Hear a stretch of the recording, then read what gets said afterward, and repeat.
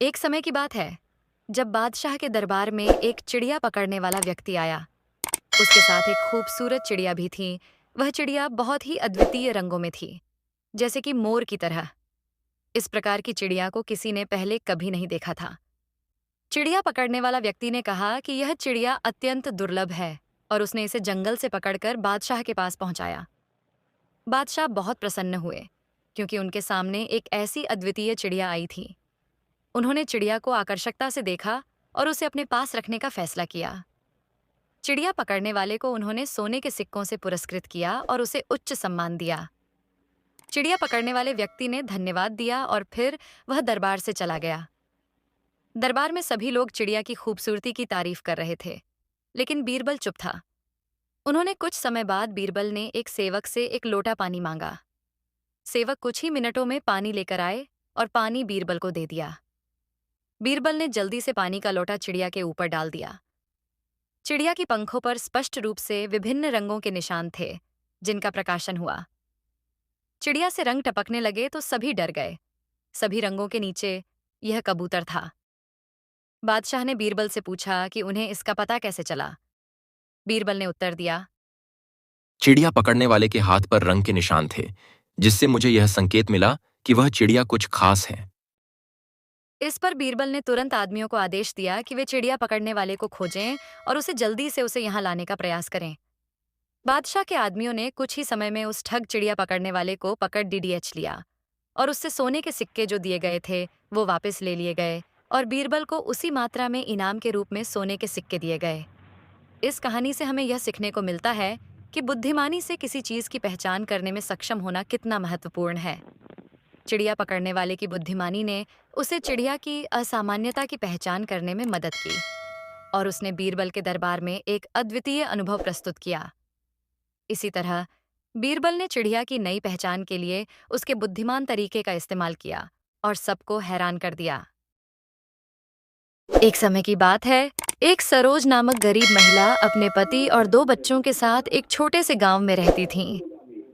सरोज का पति एक किसान था, लेकिन उनकी खेती बहुत ही निराशाजनक थी और उन्हें सामान्यतः अपना जीवन बिताने के लिए कठिनाइयों का सामना करना पड़ता था। एक दिन सरोज के पति बीमार हो गए। उन्हें काम करने में असमर्थता थी और परिवार की आमदनी में तेजी से कमी हो गई। सरोज को अपने परिवार को सहारा देने के लिए हर वह चीज बेचनी पड़ी जो वह बेच सकती थी। उन्होंने अपने आभूषण, पशुधन सब बेच दिया। एक दिन सरोज जंगल में भटक रही थी, तब उसे एक बुद्धिमान बूढ़ी महिला मिली। उस बूढ़ी महिला ने पहचाना कि सरोज परेशान थी और उसने उससे पूछा कि क्या समस्या है। सरोज ने बूढ़ी महिला को अपने पति की बीमारी और अपने परिवार का समर्थन करने के लिए कैसे संघर्ष कर रही है, इसके बारे में बताया। बूढ़ी महिला ने धैर्य से सुना और फिर उसने कहा, सरोज, मैं देख सकती हूं कि तुम एक मजबूत और सुदृढ़ निश्चयी महिला हो। तुम इस परिस्थिति को पार कर सकोगी। हालांकि पहले तुम्हें अपने डर को त्यागना सीखना होगा। ऐसा कहते हुए सरोज को समझ नहीं आया कि बूढ़ी औरत का क्या अर्थ था, लेकिन उसने उसकी सलाह के लिए आभार व्यक्त किया और उसने अपना मार्ग जारी रखा। जब सरोज अपने घर पहुंची तो उसने बूढ़ी औरत के विचारों पर विचार किया। उसने एहसास किया कि वह अपनी समस्याओं पर इतना ज्यादा ध्यान केंद्रित कर रही थी कि वो आशा करना भूल गई थी। उसने निर्णय किया कि वह अपने भय को परित्याग करने और सकारात्मक दृष्टिकोण पर ध्यान केंद्रित करने का संकल्प करेगी। सरोज ने एक सूची तैयार की उन सभी चीजों की जिनके लिए उसके पास कृतज्ञता थी। वह अपने स्वास्थ्य, परिवार और चारों ओर की सुंदरता के लिए कृतज्ञ थी। उसने योग और ध्यान का अभ्यास भी शुरू किया, जिससे उसे अपने मानसिक स्वास्थ्य को सुधारने में मदद मिली। इसने उसे अपने विचारों को स्पष्ट करने और वर्तमान क्षण में ध्यान केंद्रित करने में सहारा प्रदान किया। समय के साथ सरोज ने अपने दृष्टिकोण में परिवर्तन देखा। वह अब अधिक आशावादी और उत्साहित हो गई थी। उसने नए अवसरों को भी समझना शुरू किया। एक छोटे से हस्तशिल्प व्यापार की शुरुआत करने का निर्णय लिया और साथ ही साथ उसने स्थानीय समुदाय केंद्र में योग कक्षाएं भी संचालित करने का निर्णय किया। सरोज के पति का स्वास्थ्य सुधरा और परिवार अपने कठिनाइयों को पार करके पुनः स्थायी स्थिति में लौट आया। सरोज का उद्यम भी बढ़ता रहा और वह समुदाय में एक प्रतिष्ठित सदस्य बन गई। एक दिन सरोज ने जंगल में भटकते हुए बूढ़ी औरत को फिर से देखा। बूढ़ी औरत ने मुस्कुराते हुए कहा, मुझे ऐसा लगता है कि तुमने अब अपने भय को पार करना सीख लिया है।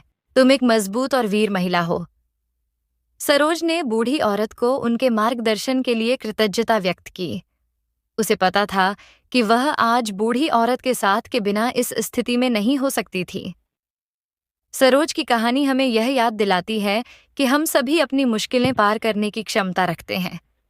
हमारे जीवन में चुनौतियां आ सकती हैं, लेकिन हमें कभी भी आत्मविश्वास खोने का नहीं।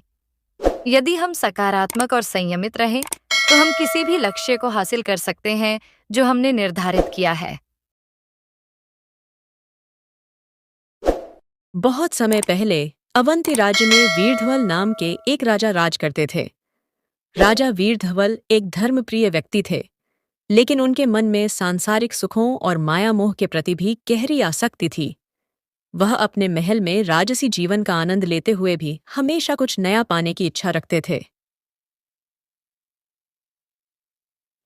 एक दिन राजा ने अपने दरबार में सुनहरी रंगत वाले हिरण के बारे में सुना। दरबारी ने बताया कि वह हिरण अत्यंत दुर्लभ है और कहा जाता है कि जो भी उसे देखता है उसकी सारी इच्छाएं पूरी हो जाती हैं। यह सुनकर राजा उत्सुक हो गए और उन्होंने तुरंत आदेश दिया, उस सोने के हिरण को पकड़कर मेरे सामने लाओ। राजा के सैनिक और दरबारी जंगल जंगल भटकने लगे, लेकिन सोने का हिरण कहीं नहीं मिला। कई दिनों तक खोजने के बाद भी असफल होकर वे वापस लौटे, लेकिन राजा मन अभी भी उस हिरण को पाने की लालसा से भरा था। उन्होंने निश्चय किया कि वह स्वयं जंगल में जाकर सोने का हिरण खोजेंगे। राजा वीरधवल अपनी सेना और सेवकों के साथ जंगल की ओर निकल पड़े।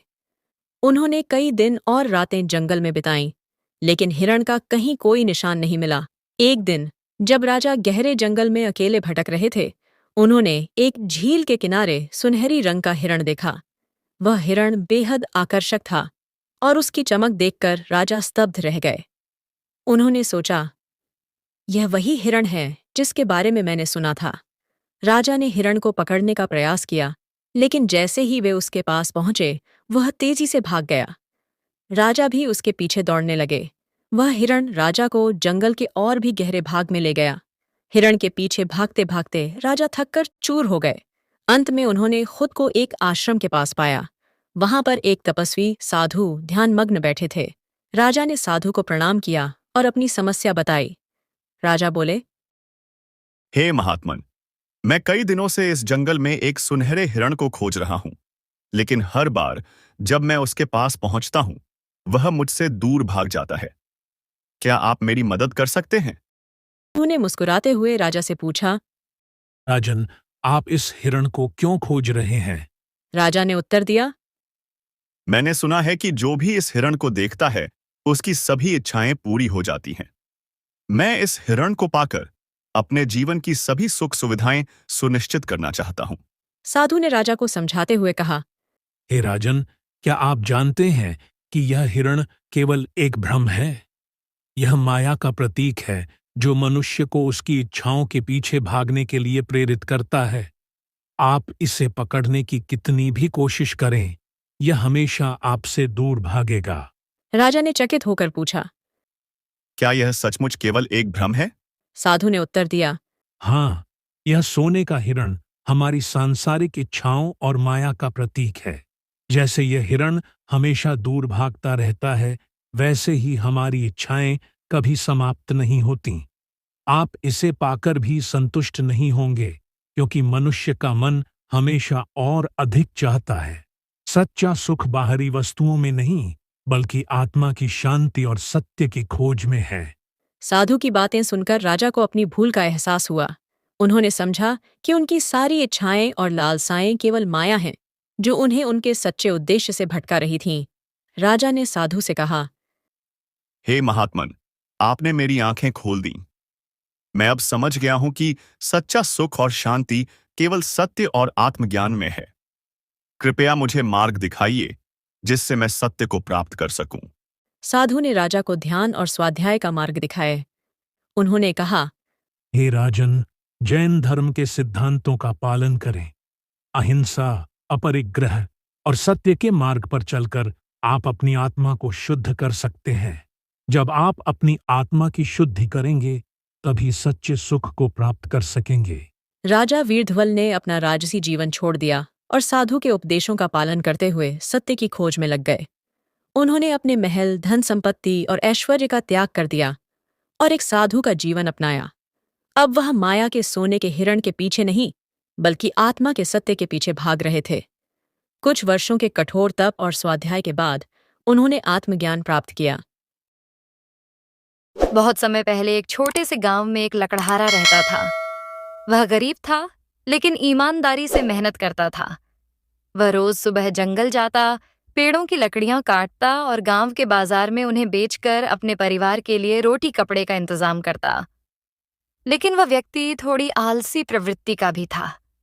वह चाहता था कि उसे ज्यादा मेहनत न करनी पड़े और जल्दी ही अमीर बन जाए। एक दिन वह लकड़हारा जंगल में पेड़ काटने गया। वह नदी के किनारे एक बड़े पेड़ को काटने में जुटा था। वह पूरे जोश से अपनी कुल्हाड़ी चला रहा था कि अचानक उसकी कुल्हाड़ी नदी में गिर जाती है। वह घबरा गया, क्योंकि कुल्हाड़ी ही उसकी रोजी रोटी का साधन थी। लकड़हारा नदी के किनारे बैठकर रोने लगा। तभी अचानक नदी से एक जलपरी प्रकट हुई। उसने लकड़हारे से पूछा, तुम क्यों रो रहे हो बालक? लकड़हारे ने अपनी समस्या बताई और कहा, मेरी कुल्हाड़ी नदी में गिर गई है। मैं अब अपना काम कैसे करूंगा? जलपरी ने लकड़हारे की बात सुनी और उसे दिलासा दिया।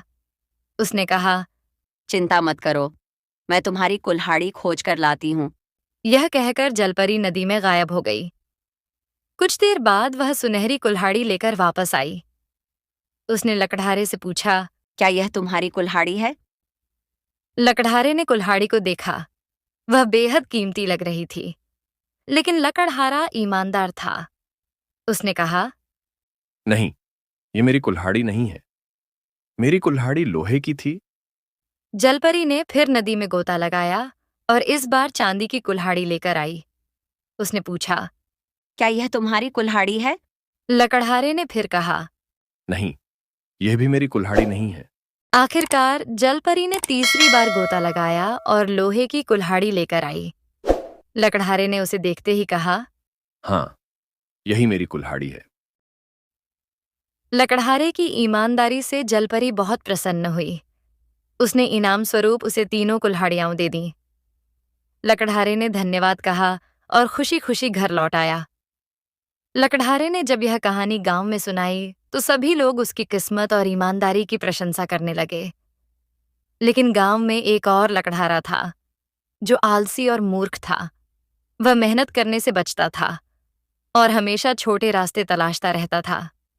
जब उसने सुनहरी और चांदी की कुल्हाड़ी वाली बात सुनी तो उसका मन लालच से भर गया। उसने सोचा, अगर मैं भी अपनी कुल्हाड़ी नदी में गिरा दूं तो मुझे भी जलपरी से सुनहरी और चांदी की कुल्हाड़ी मिल जाएगी। अगले दिन वह मूर्ख लकड़हारा अपनी पुरानी कुल्हाड़ी लेकर नदी के पास पहुंचा। उसने जानबूझकर अपनी कुल्हाड़ी नदी में फेंक दी और जोर जोर से रोने लगा। थोड़ी देर बाद जलपरी फिर प्रकट हुई। उसने लकड़हारे से पूछा, तुम क्यों रो रहे हो बालक? लकड़हारे ने झूठ बोलते हुए कहा, मेरी कुल्हाड़ी नदी में गिर गई है। मैं अब अपना काम कैसे करूंगा? जलपरी ने उसकी बात सुनी और कहा, चिंता मत करो, मैं तुम्हारी कुल्हाड़ी खोज कर लाती हूँ। वह नदी में गई और सुनहरी कुल्हाड़ी लेकर वापस आई। उसने लकड़हारे से पूछा, क्या यह तुम्हारी कुल्हाड़ी है? लालच में अंधा लकड़हारा चिल्लाया, हाँ, यही मेरी कुल्हाड़ी है। जलपरी उसकी झूठी बात सुनकर नाराज हो गई। उसने लकड़हारे की बेईमानी को पहचान लिया। उसने कहा, तुम झूठ बोल रहे हो, ये कुल्हाड़ी तुम्हारी नहीं है। तुम्हारी बेईमानी की सजा तुम्हें मिलेगी। यह कहकर जलपरी सुनहरी कुल्हाड़ी के साथ साथ उसकी अपनी लोहे की कुल्हाड़ी भी लेकर नदी में गायब हो गई। अब मूर्ख लकड़हारा अपनी कुल्हाड़ी से भी हाथ धो बैठा। वह खाली हाथ घर लौटा और अपने लालच और मूर्खता पर पछताने लगा। कुछ दिनों बाद मूर्ख लकड़हारे ने फिर से जंगल जाना शुरू किया, लेकिन अब उसके पास नई कुल्हाड़ी खरीदने के पैसे नहीं थे। उसे दूसरों से कुल्हाड़ी उधार लेनी पड़ती थी और बदले में अपनी कमाई का बड़ा हिस्सा देना पड़ता था। उसकी हालत दिन ब दिन खराब होती गई। गांव के लोग उससे कहते, अगर तुमने लालच और झूठ का सहारा न लिया होता तो तुम्हारी कुल्हाड़ी न जाती। मेहनत से ही सफलता मिलती है। मूर्ख लकड़हारे ने अपनी गलती समझ ली, लेकिन तब तक बहुत देर हो चुकी थी। मित्रों, आपको ये कहानी कैसी लगी? ये बात आप हमको कमेंट के माध्यम से जरूर बताइए। और हाँ, सब्सक्राइब करना ना भूले।